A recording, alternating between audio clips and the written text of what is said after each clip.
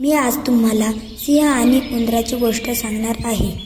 एकदा काय झालं, एका जंगलामध्ये सिंह गाढ झोपलेला होता.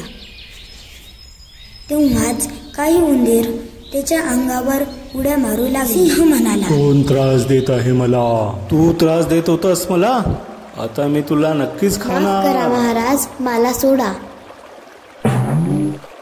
मी नक्कीच तुमचे उपकार फेडेल. हे ऐकून सिंहाने उंदराला सोडून दिले.